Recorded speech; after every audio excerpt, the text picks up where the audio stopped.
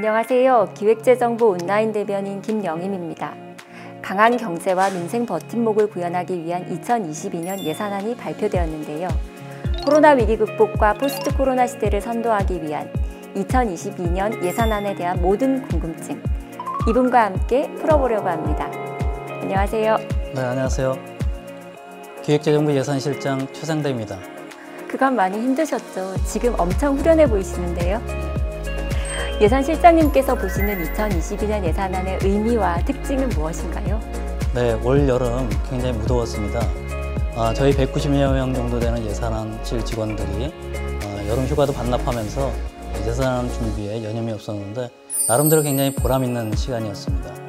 내년도 예산안은 재정이 코로나19 위기 극복과 회복, 도약을 위한 민생 버팀목이 되는데 중점을 두는 만큼 그 어느 해보다 심혈을 기울여 준비했다고 볼 수 있습니다.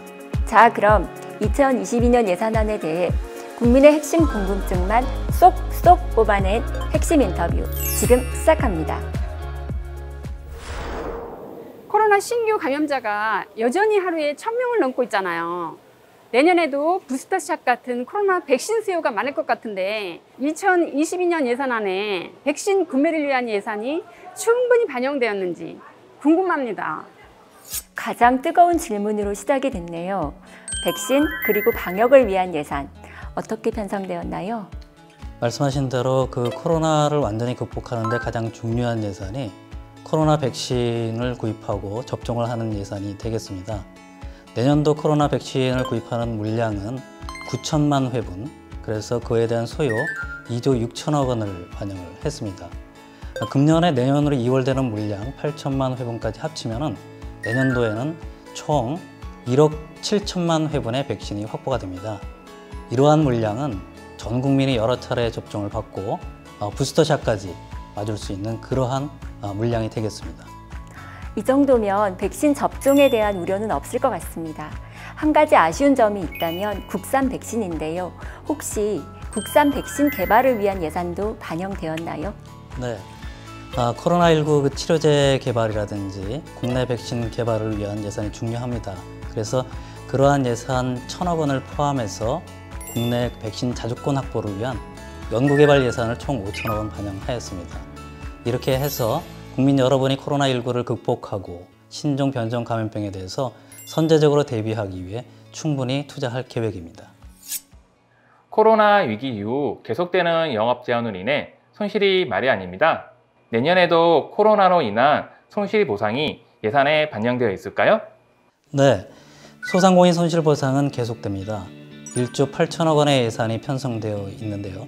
이를 포함해서 소상공인 지원을 위한 예산은 3배 넘게 늘어서 3조 9천억 원이 반영됐습니다. 위기 극복 단계에서 손실 보상뿐만 아니라 경영 개선 자금, 희망 대출 등을 받을 수 있는 사업을 신설했습니다. 또한 위기 극복 이후에도 단계별로 지원받을 수 있는 지원이 확대되었습니다. 그렇다면 소상공인을 위한 단계별 지원은 구체적으로 어떻게 이루어지나요? 네, 좀 전에 말씀드린 소상공인 손실 보상이 가장 중요한 부분이고 이 외에도 폐업, 그리고 창업, 성장 단계에서 맞춤형 지원을 마련했습니다. 폐업 그 재기 단계에서는 폐업을 원하시는 소상공인 분들이 법률 전문 컨설팅을 받는다든지 점포 철거비를 지원받는 원스톱 지원 패키지를 만들었고, 그리고 창업에 있어서는 슈퍼스타 K처럼 강한 소상공인들 오디션을 통해서 선정이 되면 최대 1억 원까지 창업 자금을 지원받는 내용이 있습니다. 마지막으로 성장 관련해서는 6만여 명 되시는 소상공인 분들에 대해서 온라인 판로 진출 지원, 이런 예산을 반영했습니다. 다음은 청년들의 목소리를 들어보겠습니다. 안녕하세요. 안녕하세요. 안녕하세요. 자기소개 부탁드립니다. 네, 저는 기획재정부 대학생 기자단 연세대학교 행정학과 2학년에 재학 중인 최은진입니다. 네, 저는 기획재정부 대학생 기자단 건국대학교 4학년 황현민입니다. 오늘은 청년 세대를 대표해서 2022년 예산안에 대한 질문을 준비하셨다고요? 네, 저는 청년 일자리가 가장 중요하다고 생각하는데요. 그래서 내년 일자리 예산이 궁금합니다. 2022년 일자리 예산은 어떤가요? 네, 청년분들한테 일자리가 굉장히 중요하죠. 그래서 내년도 일자리 예산은 금년에 30조 1천억 원에서 31조 3천억 원으로 확대되었습니다. 그 지향점은 그동안 이제 코로나 위기를 겪으면서 위기 대응 중심에서 직업 훈련과 노동 전환, 그리고 사회 안전망 등 미래 대비로 전환했습니다. 전체적으로 양적으로는 한 211만 개의 일자리를 지원할 뿐만 아니라 질적인 부분에서도 청년분들이 관심이 있는 소프트웨어, AI, 로봇, 양자 우주 등 최첨단 분야 인재 양성에 대해서 2조 원을 투자해서 16만 명의 혁신 인재를 양성할 수 있도록 적극적으로 지원할 계획입니다. 이번 일자리 예산은 청년들의 미래를 위한 예산이라고 볼 수 있겠네요. 최은진 학생은 어떤 질문이 있으신가요? 네, 요즘 청년들은 일자리뿐만 아니라 주거, 자산, 교육, 여러 가지 분야의 정책에 관심이 많은데요. 2022년에는 청년들을 위한 예산이 어떤 것이 있는지 궁금합니다. 네, 말씀하신 대로 청년층의 다양한 요구를 담기 위해서 고민을 많이 했습니다. 먼저 자산 형성을 지원하기 위해서는 청년 특성에 맞춰서 청년 내일 저축계좌, 청년 희망적금, 청년형 소득공제 장기 펀드를 마련했습니다. 그리고 두 번째 주거비 부담을 낮추기 위해서는 월 20만 원의 월세를 최대 12개월까지 지원하도록 했습니다. 또한 기초생활보장급여 수급가구나 차상위 가구뿐만 아니라 소득 수준이 5에서 8구간, 소위 말하는 이제 중산층까지 학생에 대해서도 등록금 부담을 현재 저희가 100만 원 내외 정도 지원을 하고 있습니다. 근데 내년부터는 한 350만 원 수준으로 지원을 확대해서 등록금의 실제로 반 정도 지원을 할 수 있도록 확충을 했습니다. 두 분 모두 대학생이니만큼 반값 등록금 예산이 제일 반가울 것 같은데요. 어떠세요? 네, 저는 부모님께서 등록금을 지원해주고 계신데요. 이번 반값 등록금 예산을 통해서 부모님의 부담을 덜어드릴 수 있을 것 같아서 기쁩니다.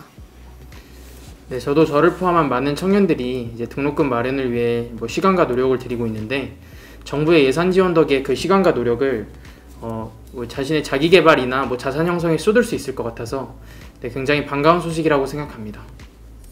다음 질문의 키워드는 저출생 아동보호인데요. 어떤 질문인지 들어보겠습니다. 2022년 예산안에는 아이가 있는 가정을 위한 어떤 예산이 있는지 궁금하고요. 또 제가 곧 두 아이의 엄마가 되다 보니까 연령대별로 어떤 혜택이 있는지도 궁금합니다. 또 최근에 이슈가 되고 있는 아동학대 방지나 피해 아동 보호를 위한 어떤 예산이 있는지도 궁금합니다. 네, 아이가 있는 가정에 대해서는 아이 연령대별로 필요한 예산을 정성껏 마련했습니다. 0세에서 1세 아이가 있는 가정에 대해서는 영아수당을 월 30만 원씩 지급합니다. 이 수준은 25년 가면은 월 50만 원이 지급될 수 있도록 단계적으로 인상할 계획입니다. 또 지금까지는 아동수당이라고 하는 월 10만 원 지급하는 수당이 있는데 지금까지는 만 7세 미만까지 지원을 했고요. 내년부터는 1세를 확대해서 만 8세까지, 8세 미만까지 지원을 합니다. 그래서 아이를 둔 가정에서는 양육 비용을 걱정하지 않도록 충분히 지원할 계획입니다. 지원 금액도 늘고 지원 대상도 확대되었네요. 이처럼 모든 가정에 대해 지원되는 영아수당과 아동수당 이외에 조금 더 정부 지원이 절실한 가정에 대해서는 어떤 지원 방안이 마련되었나요? 네, 특히 한부모 가족하고 다문화 가족이 그러한 지원이 절실한 것 같더라고요. 그래서 현장에 가서도 여러 얘기를 들었는데 우선은 그 한부모 가족에 대해서는 자녀 양육비를 지금은 월 10만 원을 지급을 하고 있습니다. 내년부터는 월 20만 원으로 2배를 인상하고 그리고 현장의 목소리를 가득 담아서 양육비 지원을 받을 수 있는 문턱도 한층 낮추었습니다. 다문화 가족에 대해서는 현장에 가보니 역시 자녀 학습에 대한 관심이 많더군요. 그래서 그 자녀 학습을 위한 보조, 지원 이런 부분들을 통해서 전반적으로 연령별로 맞춤형 서비스를 받을 수 있는 사업도 신설하였습니다. 위기 아동에 대한 지원 예산에 대해서 설명 부탁드립니다. 네, 내년도 예산을 하면서 특히 이제 아동학대 관련된 예산을 좀 신경을 많이 썼습니다. 지금까지는 아동학대 관련된 예산이 법무부, 기재부, 복지부 이렇게 분산 지원되다 보니까 현장에서 굉장히 불편함이 많았습니다. 그래서 내년도에는 복지부 일반 회계로 전격적으로 일원화했습니다. 일원화하고 투자 규모도 금년에 700억 조금 넘는 수준에서 1천억 원 이상 대폭 투자를 확대했습니다. 이러한 투자를 통해서 학대받는 아이들이 최대한 없어지면 좋겠습니다. 이런 예산을 통해서 학대 피해 아동 쉼터, 아동보호 전문기관을 확충하고 피해 아동에 대한 심리치료도 확대할 수 있을 것 같습니다. 이러한 그 아동학대 예산과 함께 보육원에서 성인이 되면 이제 나와서 홀로서기를 해야 되는데요. 그러한 보호 종료 아동한테 현재는 3년까지만 자립수당을 지원하고 있습니다. 이러한 그 자립수당을 내년부터는 5년까지 지원 기간을 늘리도록 하였습니다. 2022년 예산안 핵심 인터뷰. 마지막 질문자를 모셔보겠습니다. 그 은퇴 후에도 좀 더 일을 했으면 하는 생각을 늘 가지고 있어요. 노인 일자리가 많이 늘었다는데 어떤 게 있는지 좀 궁금하네요. 그리고 그 일자리뿐이 아니고 그 말고 그 뭐야? 너희들 그 마지막 그 인생을 즐길 수 있는 기회도 좀 더 만들어줬으면 좋겠어. 내년도 예산안의 경우에도 84만 5천 명의 어르신들 일자리를 위한 예산을 반영하였습니다. 특히 어르신 일자리의 질 제고를 위해서 공공형 일자리보다는 사회 서비스형 일자리를 확대하고 민간 등에서 제안한 우수 일자리 모델에 대해서 인센티브를 지원하는 등 일자리 모델을 발굴하는 데에도 노력할 계획입니다. 어르신들 일자리도 돈을 버는 데에만 의미가 있는 것이 아니고요. 보람있고 새로운 삶의 활력소가 될 수 있도록 정부도 최대한 노력하겠습니다. 어르신들이 그런 기회를 가질 수 있는 2022년 이색 사업에는 어떤 것이 있을까요? 네, 저희가 내년도 예산을 준비하면서 여러 가지 이색 사업을 준비를 했습니다. 그 중에서 그 어르신들을 위해서 준비한 사업은 실버 마이크라고 하는 사업을 신설했습니다. 만 60세 이상 문화예술인 100팀을 선정해서 매월 마지막 주 문화가 있는 날 주간에 공연 기회를 제공해드리는 그러한 사업입니다. 이런 실버 마이크 사업은 기존에 있는 청춘 마이크를 벤치마킹해서 새로 만든 것인데요.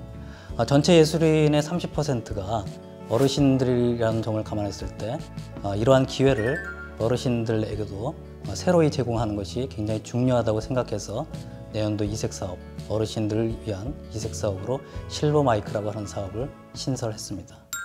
2022년 예산안 핵심 인터뷰. 내년 예산안에 대해 궁금한 점을 국민 여러분께서 직접 묻고 예산실장님이 답하는 시간을 가져봤는데요. 실장님 오늘 함께 하신 소감 어떠신가요? 네, 오늘 굉장히 의미 있는 시간이었던 것 같습니다.